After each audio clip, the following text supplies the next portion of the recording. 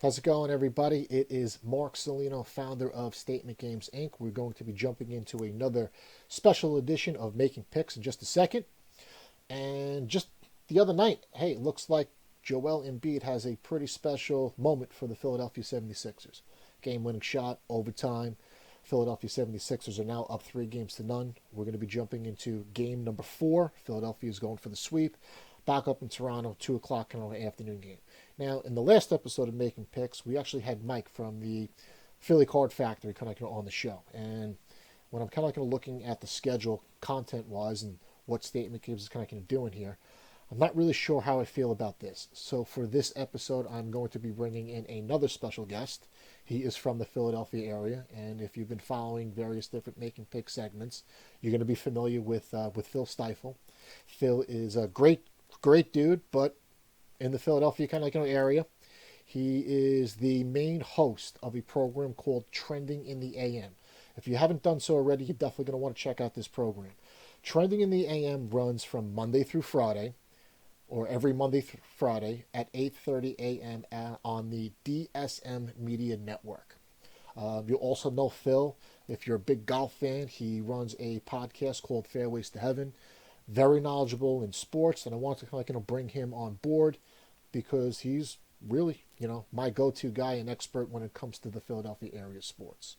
So, another Philadelphia guy, I guess from a 76ers and a Phillies perspective, don't really kind of mind it too much here. It's really when you start getting into like the Eagles and the Flyers that I kind of find that conglomerate or those group of individuals really are just some disgusting kind of people.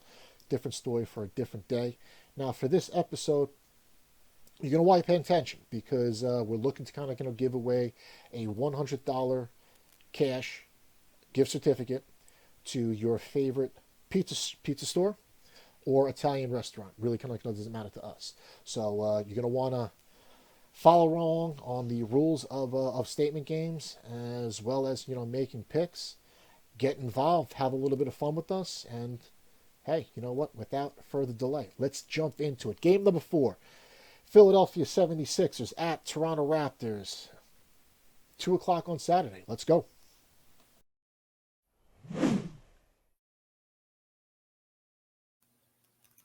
All right, as promised, we are back, and hey, look at this. We got Phil kind of already queued up and in the system. I guess Phil, what kind of get a couple basic things kind of out of the way, but as a starting point, how's everything going? How you doing? Fantastic. After Wednesday night's Sixers win, I still haven't come down off that high.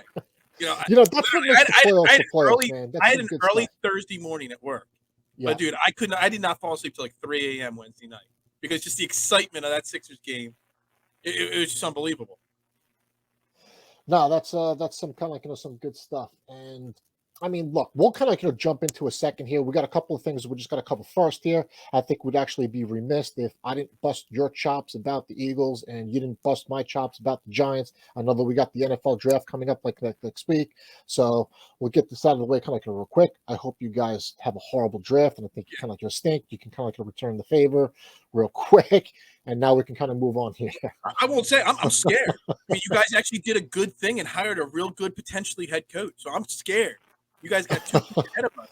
I hope you screw it up somehow. I'm sure they will. Like I'm just so kind of over that pick. I, Really I, screwed things up there. we'll have to kind of figure a couple of things out here. Maybe we bring you on next week before we actually get the before we hit the Thursday night draft, because on state because we do have a draft tournament up. So I don't know. We'll play around with it and we'll think about it. But of course, I wanted to obviously kind of bring you on because in addition to being an Eagles fan and being a big 76 fan, I mean, you're through your work that you're doing on Trending in the AM and DSM kind of media. There's just a lot of stuff going on from the Philadelphia perspective. So before we actually jump into game number 4, and since we're less than 24 hours removed from the news kind of coming out here, I'm sure you're following kind of the story and things like that here. But I mean, was the whole Jay Wright thing from the Villanova perspective like a complete kind of shock, or Yeah. I mean, I wasn't So paying attention. I mean, were you hearing kind of any rumblings or anything like that of something like this taking place? we were not hearing any rumblings. My co-host on Mondays, he's only available on Mondays on my morning show, Trending in the AM. He's a graduate of Villanova, and he's also, I mean, he's at every Villanova game. He's in touch with the core people at Villanova there. He said this is, I mean, there were maybe a select few that were keeping it quiet because they had, I forget his name now off the top of my head, but they had the guy from Fordham already lined up to take over for him. But this was a complete shock to everybody. He didn't need the whole going away farewell tour like that other guy. Everybody kissing his button off for an entire season. But it's a complete and total shock. The only thing I can think of there is that maybe he's got a plan somewhere else. Whether it's in college or the pros. I can't see it, but why would he step away at this point? So, I mean, he's 60 years old, but it's not like he's a 70-year-old kind of man. He's 60. He's been coaching for about 30 years. He had 21 years at Villanova. He was at Hofstra before that. Got them to their first NCAA tournament. But yeah, I mean, it's a total shock to me. And I actually kind of on a random thought I was talking about this morning on the morning show. I'm like, I hope it's not because the Lakers have wooed him to go out to LA and go Hollywood. I mean, he doesn't strike me as that type of guy. I never thought about that. You never thought they just got rid of their way. He's an East Coast guy. I mean, obviously he's big in this area too, because I'm probably like 25 minutes from from Hofstra. Yeah. So obviously he got his start on Long Island before going over to Philadelphia. I can't see him going to LA. But he's got like that Hollywood type of feel to him between all the sharp suits that he kind of had and all that other stuff. Yeah. There are multiple strong sources that have said he's had a standing offer from the Sixers, from the ownership of the Sixers at any time. If he says he wants to coach the Sixers, they would fire their coach and bring him in to be the coach. There's multiple high level, top level, reporters that have said that is a standing order right there. So you see Doc being on thin ice or something like that? Doc's on major thin ice. If Doc doesn't get us to at least a deep run in the Eastern Conference Finals, if not to the finals, Doc's probably going to be gone. I don't know if you've noticed in the media, he's been very short with the Philadelphia media the last couple of weeks. He's talked down to the media. He talks down to the fans a lot. Doc does not have many fans in Philadelphia. Interesting. You know what? I mean, we can geek out over this stuff here for a while here. Let's talk a little kind of basketball. But before that, I'm obviously just be a little remiss if I actually just didn't. Let me just get this other thing kind of going. There you go. Because you're also into golf, fairways to heaven. Before we kind of jump at this thing, what are you looking at just in terms of coming into the tournament this weekend? Anything? I mean, this is kind of, there's a lot of people that took the week off from gambling and fantasy golf because it's I call it the tag team affair. It's like the Dudley boys, meet the Hart Foundation on the golf course. I mean, it's, you got your partners and it's a really hard tournament to handicap. I kind of a little weird. It's definitely weird. I threw a few tiny bets out there. I normally do 25 fantasy lineups and about 15 different bets a week. And I have 5 lineups this week, and I have 3 outright bets, and that's it.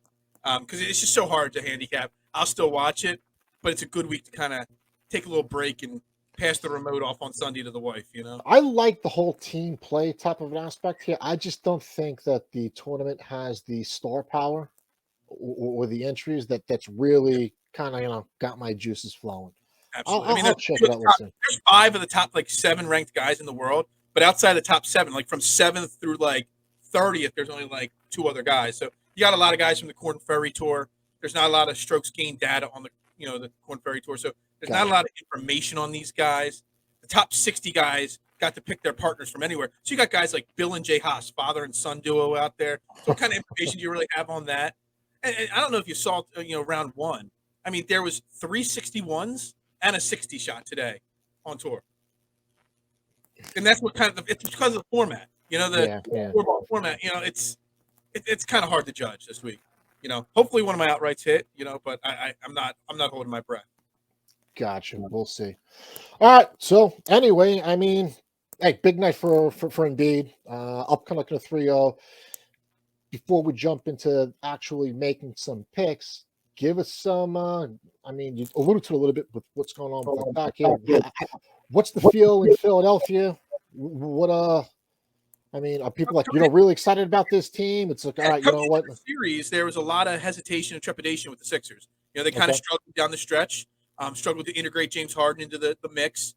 While they were doing that, some other guys like Tobias Harris kind of fell off a little bit. Doc Rivers has gotten really short and testy with the media. A lot of negative energy. But as soon as game one, the intros of game one happened, and Joel Embiid came out of the tunnel to the crowd, you could just see in his eyes and his facial expression. I'm a big body language guy. Yep. It's like a switch was flipped.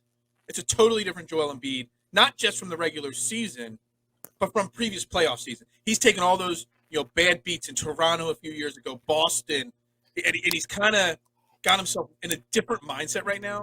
I mean, he's in pain. He's got a wrist injury right now. Obviously, he's got the wear and tear of being a 7-2 guy playing 70 games this year.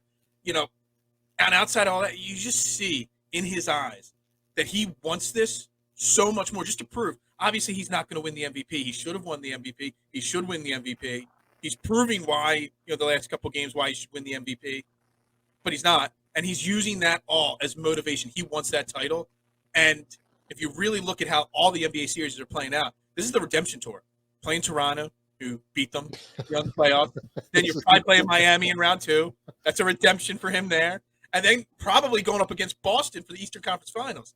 That's redemption tour right there. All right. Well, I was actually just going to allude to it. So in terms of where you're at as a Sixers fan and the mindset of the Sixers fan, is it all right? Like, listen, we got to get through game number 4 first, or are you guys are really looking towards a possible matchup with Miami? And is the consensus that, hey, you know what, it is going to be Miami, and you don't necessarily think that Atlanta is going to make some type of run? I don't know about you, but I hate the term the gentleman's sweep. They always say, oh, we're up 3-0. Maybe they'll take game 4. It's called the gentleman's sweep. I hate that term. I want the Sixers to go out in game 4 with the same intensity as they did 1, 2, and 3 and just put the foot down and stop, because you got a lot of older guys. You got James Harden, who's still, you could tell he's still nursing that hamstring injury. Joel Embiid got a lot of injury, banged up and bruises, but now he's got a wrist issue right now that he's dealing with. You want him to have, if they can wrap it up in game 4, that gives him a good week, 8 days, depending on how long that Miami series goes, to rest up even more. Keep working on integrating the guys together.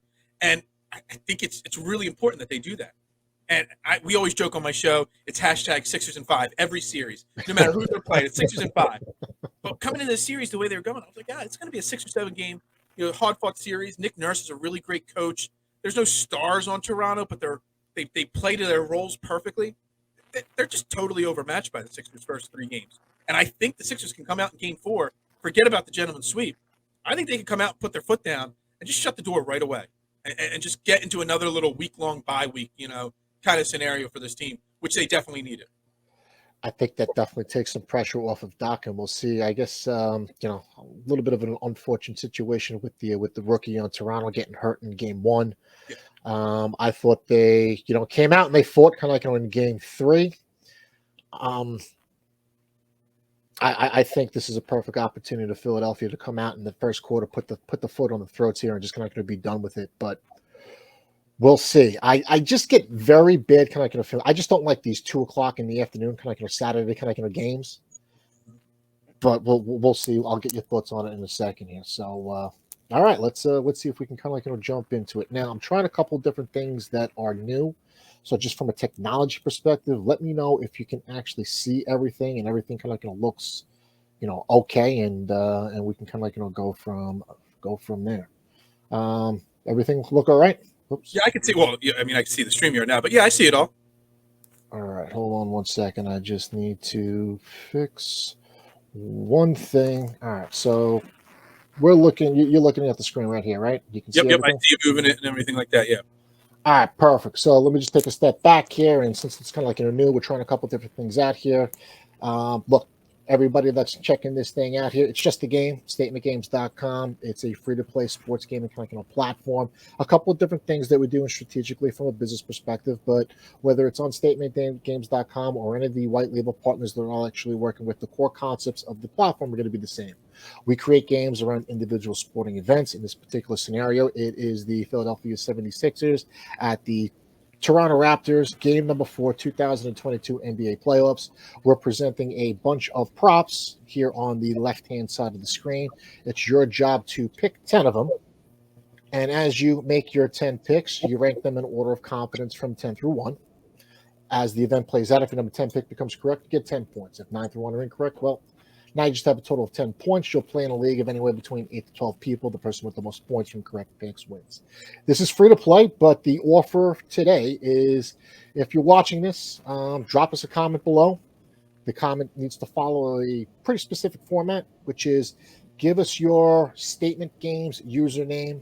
Let us know what your number 10 pick is. And if you go 10 for 10 with your picks, I'm coming to the table with $100 cash gift certificate.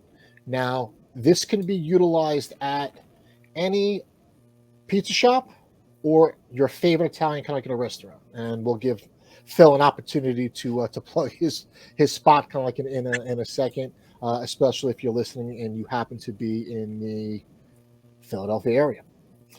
So let me just kind of throw a couple of things kind of like at you, Phil. In terms of what I was actually kind of like thinking here, I mean, I just think the statement game system is like it's a little off. So I'm really kind of like focusing on the team categories.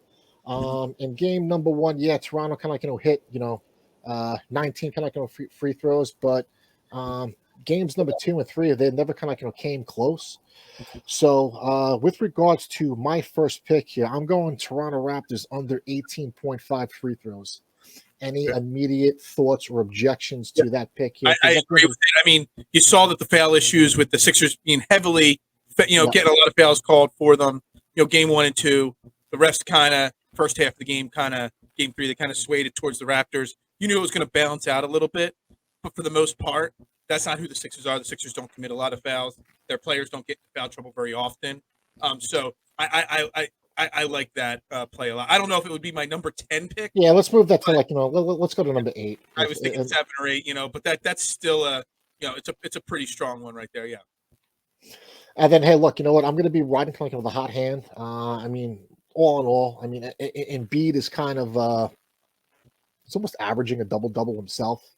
So whether it's maybe like another guy like Harden, although I'm not too crazy clicking on Harden, but all I need is one other guy, Harden, Harris, anybody over here. I'm actually just going to go ahead and lock in 2 Philadelphia 76ers will have a double. I think that's fantastic. I mean, I'm going to lock that in. Yeah. Joel Embiid has 30 and 10s on a regular basis. I was pre-looking at it. I saw your over/under on rebounds for Embiid. I was going to pick the under on that, but he's still going to he's going to score approximately 30 points, get 10 or 11 rebounds in the game. And James Harden, whatever you think of James Harden, he's still averaging over 10 assists a game. Correct. Yeah, so I'm gonna put it like on pause. I'm gonna let you make 2 picks. So whatever you're ready to fire away, just let me know what to navigate to, and we'll go from there. Oh, so you want me to make 2 picks here? Yeah, go 2, and then I will make 1 from any category. Well, first off, yeah, and anyone you want me to lock in on rebounds. Is that what you're thinking? I have Joel on the under on 13.5 rebounds. I just think it's just a few too many. He's more in that 10, 11 range probably. I also think, like I said, I feel this team, the Sixers are going to come out and stomp their throats. So you're going to have, instead of the typical 38, 40 minutes from Joel Embiid in game 4, he might only play 30, 32 minutes. I think this is the kind of game that we're going to see bench clearing kind of thing where they're going to play their backups a little bit towards the end of the game. So they're going to empty their bench. So I think the under on the rebounds is a good play right there. Yeah. No, I just need to fire up kind of one over thing over here. So before you actually start kind of making the things here, I just kind of want it on record that in the first thing within the first format here, I am 2 for 3 with my 2022 kind of NBA picks. And before you actually lock anything in, I did want to kind of point out that the first guest that we had on from an NBA perspective went 3 for 3 with your picks, with their picks. So there's kind of like a little pressure on you. So as you go ahead and I got to think all over again. Yeah. All right. I mean, I'm confident. I mean, what did I go the last? I mean, was it game 2 or game 1 that you had a Sixers contest up?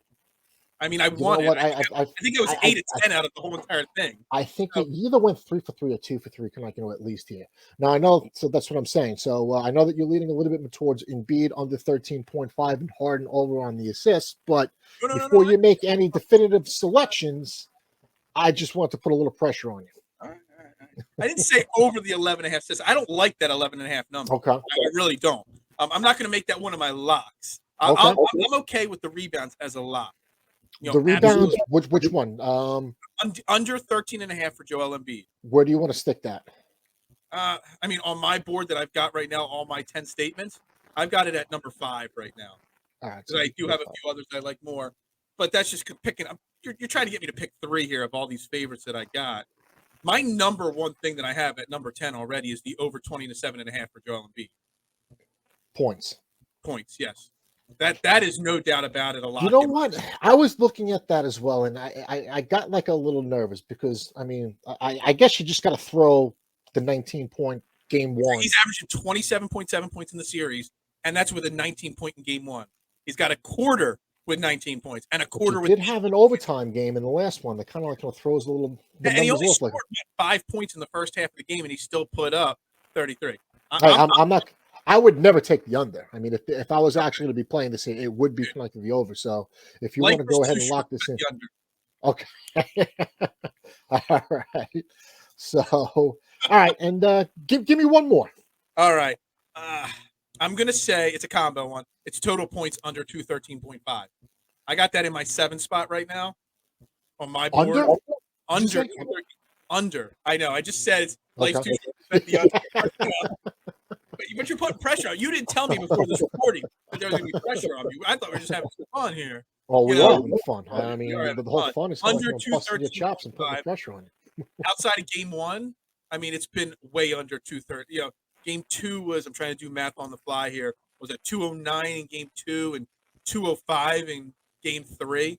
So 213.5. I think that's a little high. Raptors play really good defense. Sixers still are playing really good defense as well. Raptors can't score at will like they think. Fred VanVleet, I don't know if you see this, but I kind of feel like Fred VanVleet might be injured and they're not letting anything on. I can see that. He missed time at the end of the season. He just doesn't look like himself. So the under is, I think it's even if the Sixers put up a lot of points, it's going to be a real struggle for the Raptors to get 100 points against the Sixers in game 4. Yeah, kind of like on that note here, with regards to like, my third pick here, I was, I mean, look, 24 points, kind of like in game 1, 20 in game 2, and 12 in game 3. I'm referring to Siakam. So I'm taking Pascal Siakam under 24.5 points as my third pick. Yeah, I like that one too. That's on my board already as well. Philadelphia can play some defense, So and people are really underestimating Tobias Harris. People don't think Tobias Harris and defense like they go together. But since the day that Tobias Harris got here back in 2017, that Jimmy Butler season here in Philly, he's gone from a liability on defense to a pretty solid average defender. And if you watch the defense he's played on Patrick Siakam, he's exposing that Patrick Siakam only has one real game. I wasn't even sharing the picks over here. So I saw you take it down. I was wondering. Amateur hour here at State. You're right. That's an E6 on me. I got to get better. Get from a Giants fan. Yeah. So. No, I mean, I'm playing around with like a couple like these tickers kind of on the bottom. So I'm really just trying to play around with a couple like new formats and things like that. And whatever, no excuses. That's an E6. I got to get better. It's a horrible job on my part. But no, this is kind of what our card looks like so far. I think what we actually should do, because I am playing, these picks are being inserted into the system under the username founder, so that's kind of my username here, just to kind of give ourselves some type of or competitiveness and things like that, and not necessarily tip our kind of entire hand. I want to make the last 4 picks off air. This way, we'll go from there. Yeah, so it's nobody's gonna copy us there. So when I give my golf picks, I give 5 of the 6. That way you don't have the exact same lineup as me, and we can exactly have a little bit of a chance of winning, that big buck someday. No, but exactly there you kind of go here. I'm I'm going to be playing for this gift card collector myself here. So if I go 10 for 10 here, I'll make the trip down to Fox's Pizza Den and utilize that stuff myself here. But hopefully, everybody has a little fun with like the game here. Although it's free to play here, look, nobody's getting rich, and it's not like we're some of the bigger operators yet, and where we can kind of offer $1 million kind of prize kind of giveaway. But for a free to play game, have a little fun with it. Different aspect of fantasy kind of gaming. Go 10 for 10 with your picks. Give us a couple of comments in the format that we've described in the comment section kind of below. Let us know what your number 10 pick is. I'm always kind of curious to see what people are actually thinking in terms of their most favorite kind of prop pick. And go for 10 for 10, $100 gift certificate to your favorite pizza spot, or your favorite Italian restaurant. And I got your kind of information below there. So how's the shop doing? Do you kind of find yourself a little bit busier during either Flyers or Sixers kind of playoff games? I mean, it doesn't have the same effect that football does. Sure. It doesn't. Springtime's our best time of the year anyway. Oh, cool. Wintertime, the cold, it ends. Everybody's out and about. We do much better in the springtime. Actually, tonight, my wife and I, we don't have many employees. We came home, had a little dinner, and then the shop called, and she had to run back. Thank you for having me on, so I didn't have to run back. I was free to not go back. But this time of year, it's just a busy time for us. Spring, parties, picnics, sporting events, school plays, and stuff like that. So springtime is great for the pizza business. Hey, I've said it before. Obviously, one of the hardest working individuals that I've ever met in the sports content creation business. Obviously, when you get your own some entrepreneurship things that are going on outside of the world of sports, but although I guess pizza and sports does kind of tie in nicely with one another. So that's going to be kind of a wrap for this episode. As I can mention here, Saturday, 2:00, TNT, game number 4, Sixers up in Toronto one more time. Let's see if they go for the sweep. Let's get it done. All right, Phil, have a good one. Take care now.